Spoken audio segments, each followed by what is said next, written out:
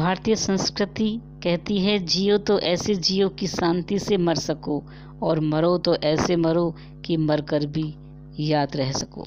Hi everyone, welcome to my channel Mon की mummy real life real home. इस video में हम बात करेंगे कड़वी यानी कि कड़वे बातें, कड़वे प्रवचन, लर्निंग, अर्निंग और लिविंग। तो लॉकडाउन में जैसे कि सब लोग अपने घर में बंद हैं और आजकल सबका अंदर से फूट फूट कर सत्संग निकल कर आ रहा है बाहर। किसी का कुक बाहर निकल कर आ रहा है तो किसी का टैलेंट मतलब हर तरह से बाहर आ रहा है। तो आज हम बात करेंगे लर्निंग, अर्निंग और लिविंग की, अमीरी गरीबी की, मिथ्या दृष्टि और हंस दृष्टि की, क्रोध की किस्मों की, शक के कीड़े की और सुखी रहने के रहस्य की। तो मैं भी आजकल जो बात बुक्स पढ़ती हूँ या जो भी मेरे पास ज्ञान है, जो भी मैंने अपने इधर उधर आसपास से सीखा है, वो सब बातें मैं आपसे आज करूँगी। तो मेरी मॉर्निंग की पूजा हो चुकी है और उसके बाद घर का सारा काम होने के बाद मैं अपनी वीडियो लेकर बैठ जाती हूँ आप लोगों से बातें करने के लिए।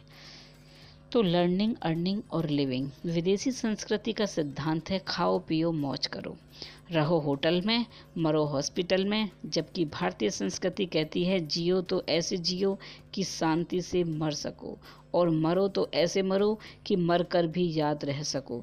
विदेशी जीवन मूल्य हमें सिर्फ लर्निंग और अर्निंग सिखाता है, जबकि इंडियन जीवन हमें लर्निंग, अर्निंग के साथ साथ लिविंग भी सिखाता है कि जीवन की बेहतर कलाओं में जीने की कला सबसे महत्वपूर्ण है। तो फ्रेंड्स, भगवान का नाम लेना ज़रूरी है और अपने घर में रहना बहुत ज़रूरी है। विदेशी नीति जो लर्निंग और अर्निंग है उसको सभी विदेशों वालों ने भी छोड़ दिया है। एक मैं आपको अमीर गरीब की कहानी सुनाती हूँ कि एक बाप ही जानता है, सोचा कि गरीबी क्या होती है और बेटे को क्या दिखाना चाहिए। तो बाप ने सोचा कि गरीबी क्या होती है, मैं अपने बेटे को दिखाऊंगा, पूछ और उससे बात करता हूँ। बेटे को लेकर वह गांव गया, 2 दिन गरीबी के बीच रहा। पूछा, बेटा गांव में गरीबों को देखकर क्या सीखा? तो बेटा बोला, पिताजी हमारे पास एक कुत्ता है और उनके पास 4 कुत्ते हैं। वे हमसे कितने अमीर हैं।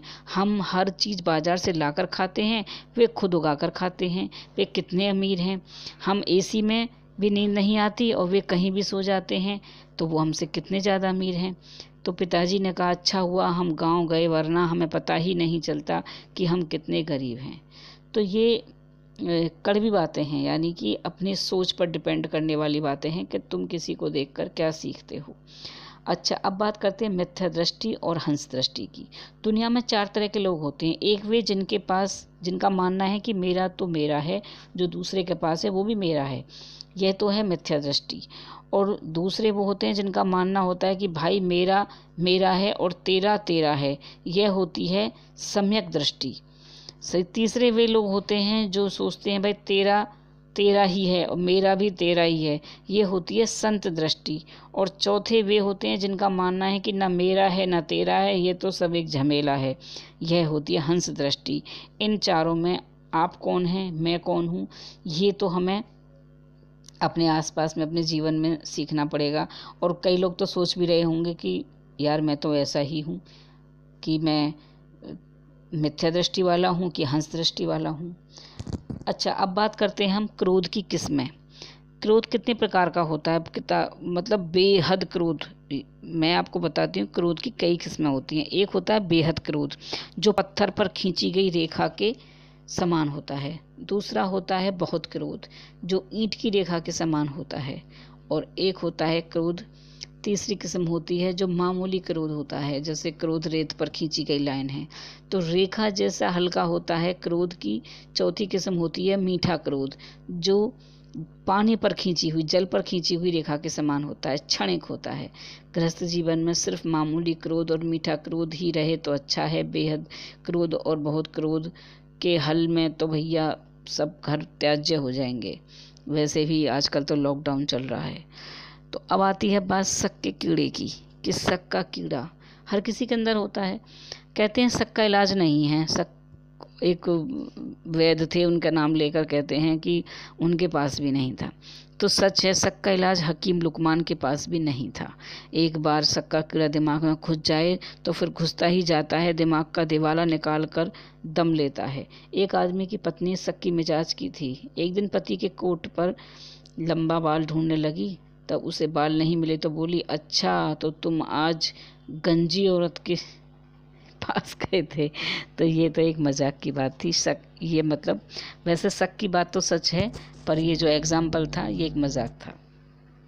शक का किसी के पास भी इलाज नहीं है। वो चाहे पति पत्नी का रिश्ता ही ना हो, किसी का भी हो, अड़ोसी पड़ोसी का हो, दोस्ती का हो, या भाई बहन का हो, या माता पिता के साथ हो, मतलब जो भी है। तो अब बात करते हैं सुखी रहने का मतलब की। संसार में यदि सुखी रहना है ना, तो एडजस्टमेंट करना सीखिए। अगर आपने एडजस्टमेंट सीख लिया तो आप सुखी हैं। जो अपने को परिस्थिति के अनुकूल एडजस्ट नहीं कर सकते, वे सब जगह से रिजेक्ट हो जाते हैं। संसार में सब कुछ अपनी मर्जी का नहीं होता, कुछ औरों की मर्जी का भी होता है। इसके लिए हमें तैयार रहना चाहिए। जैसी स्थिति हो वैसी अपनी मन की स्थिति बना लेना सुखी रहने का रहस्य है। कि जहां हम मान लो अब लॉकडाउन में सब अपने घर में बंद हैं, तो स्थिति क्या है कि ताला हमें अब अंदर से लगाना है, बाहर से नहीं। तो हमें उसी में खुश रहना पड़ेगा, यही खुश रहने का रहस्य है। अगर इसी में हम लगड़ें, झगड़ें, क्रोध करें, चिल्लाएं, दूसरों पर परेशानी दें, तो ये सुखी नहीं है।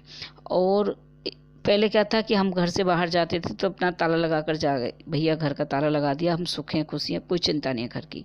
लेकिन अब सुख कहाँ है? ताला अंदर बंद करने में। तो जैसी स्थिति है वैसी ही मन की स्थिति बनानी पड़ेगी।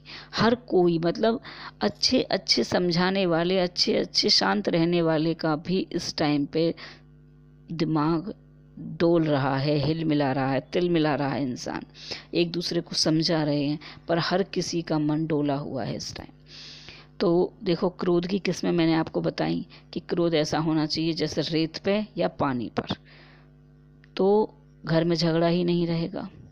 गुस्सा सबको आता है, किसी को अंदर ही अंदर आता है, कुछ चिल्ला देता है, थोड़ी देर बाद ही वो नॉर्मल हो जाता है। और किसी का तो ऐसा होता है कि जैसे पत्थर पर लाइन खींचती हो, तुम उसे कितना भी साफ कर लो, वो लाइन जाएगी नहीं, बिल्कुल ही नहीं जाएगी। तो फिर ऐसे ही मैंने आपको बताई दृष्टि कि ना तेरा है ना मेरा है, या तेरा भी मेरा है और मेरा भी तेरा है।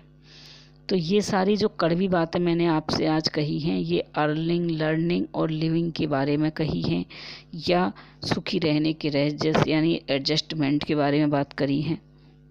आपको मेरी वीडियो कैसी लगी प्लीज़ बताइएगा, लाइक और शेयर कीजिएगा, सब्सक्राइब कीजिएगा, और आगे आने वाले वीडियो के लिए बेल आइकॉन ज़रूर प्रेस कीजिएगा, जिससे मेरी वीडियो आप तक आती रहे। टिल देन, बाय बाय, जय माता दी।